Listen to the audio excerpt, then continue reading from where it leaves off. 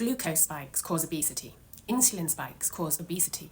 These are what we have to avoid if we don't want to put weight on, if we don't want to be hungry. This is what we need to avoid to lose weight. We have heard this so many times now and so often by so many different health gurus that we have just come to believe that this is the truth. The question we're going to be answering in this video is insulin really fattening? Are glucose spikes really fattening? Are they really the cause of our weight gain, of obesity? Is anything which spikes our glucose fattening, and are things which spike our glucose more fattening than things which spike our glucose less? You may be surprised to hear this based on just having heard this message so often, but there is no evidence, no good solid evidence that insulin spikes cause obesity, or that glucose spikes cause obesity, or that bigger glucose spikes are more likely to make us fat, are more likely to make us hungry. The evidence just is not there. You would think if this was the mechanism, or this is how it actually worked, that there would be science to support it, and there isn't. The only time that we see in the science that a drop in glucose, a glucose crash, causes hunger is in hypoglycemia. And that isn't what happens to most people who are eating food which spike your glucose and then the glucose falls afterward. We're not getting a hypoglycemic glucose crash. Therefore, we are not having the hunger that we've been told is caused by glucose spikes. Glucose spikes will rise and they will fall. That doesn't mean it's a glucose crash. It just means that glucose is rising and falling in the blood. And there's no evidence that that causes hunger or that it makes us fat. And what about insulin? This is the other thing that we're always told is making us fat. It's called the fat storage hormone. Again, the science just is not there to support this idea of insulin causing obesity or stopping us from losing weight or any of that. Basically, this insulin theory idea is something that low-carb gurus have come up with. Well, originally it started with Atkins, and I'm not against low-carb diets at all, but the insulin theory really needs to be put to bed because it does not explain why low-carb diets work, and it doesn't explain other things like why a high-carb, low-fat can also help people lose weight. But what happened was, I'm not sure if it was Atkins or someone before him, noticed that people on low-carb diets could lose weight, so they just were trying to figure out what on earth could be the reason for this. And it's just purely a guess where they have taken some separate observations and put them together as some sort of theory, but under scientific scrutiny, that theory falls completely apart.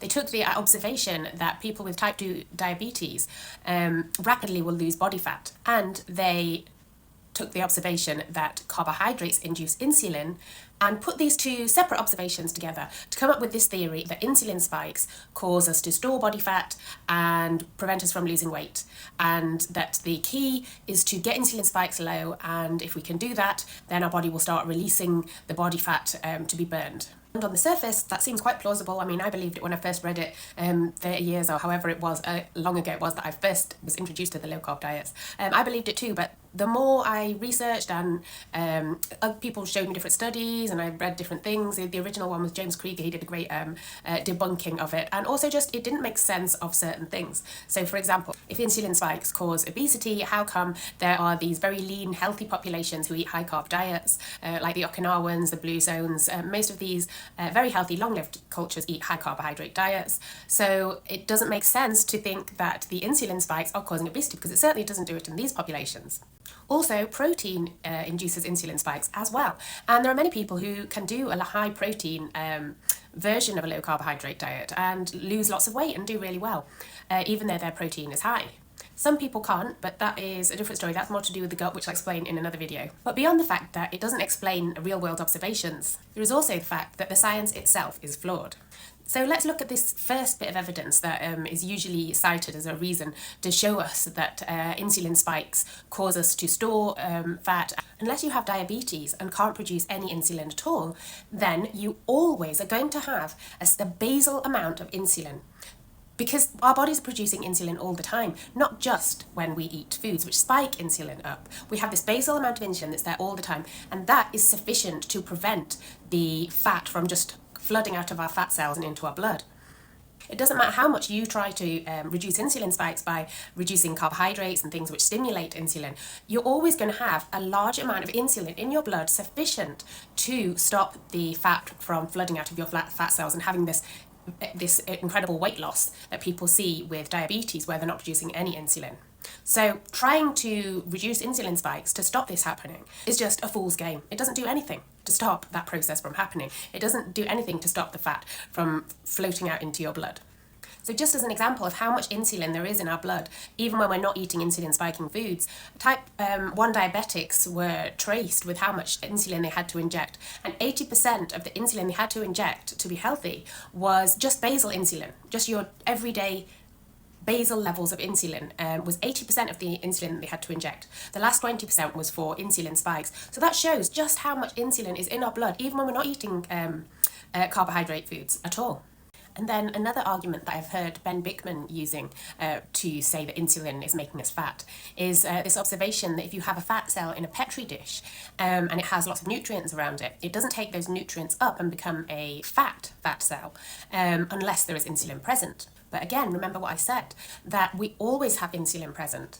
So it doesn't matter if you try to avoid all insulin spikes, it's not going to make a blind bit of difference to whether our fat cells will take up energy and become big fat cells that are storing lots of energy. Those insulin spikes don't matter because we always have plenty of insulin in the blood, sufficient to mean that the fat cells can take up excess energy from the body. That is why you can have someone on a very low carbohydrate diet, even a fat fast, and if they are still eating too many calories, that energy can still be stored even though you're not creating any insulin spikes at all. That's because you have enough basal insulin to allow fat cells to store excess energy and become fat cells. And that is why you can have people on very high carbohydrate diets have insulin and glucose spikes galore. And it won't make a blind bit of difference to whether they are going to store fat or lose fat. The only thing that is going to make a difference to that, whether that fat cell is storing excess energy, is if there is excess energy in the body. If you're on a high carbohydrate diet with low energy levels in the body, then those fat cells will not become fat, no matter how high your insulin and glucose spikes are. The thing that's going to make a difference to whether that fat releases energy and becomes a smaller fat cell or takes in energy and becomes a big fat cell is the energy status of your body. Are you eating too much energy or are you in a calorie deficit? And it is why you can be on a carnivore diet or have even a ketogenic diet and have very low insulin levels. And if you are still eating too many calories, you won't lose any weight and you can even gain weight. I'm sure you've all been there. That's because the insulin spikes don't mean a thing. The thing that makes your fat cells bigger is having too much energy in the body. The key, therefore, to shrinking our fat cells and losing weight is ensuring that we have a calorie deficit. Now, that's not just as simple as, the calorie bros try to make out of just keep reducing your calories. Not that simple. To create a calorie deficit, we need two things. We need to increase our energy expenditure, and that can be through metabolic rate, through spontaneous activity levels. And the other thing is we need to reduce the amount of food that we're actually taking in. And the key factor here is things which reduce the appetite. So to create the calorie deficit that we need to shrink our fat cells, so that we need to take the energy out of the fat cells and use it for energy, is a reduction in how much we eat, which is controlled by our appetite. We need to fix that or we won't be able to reduce calories long term. We also need to be eating in a way which is going to increase our metabolic rate and increase our spontaneous activity. They are the three things we need to shrink our fat cells. Insulin and glucose spikes, forget about it. It's irrelevant. It doesn't do a thing. So the big question then is, how can we get our body into this perfect state for fat loss where our appetite is reduced and our energy levels are up?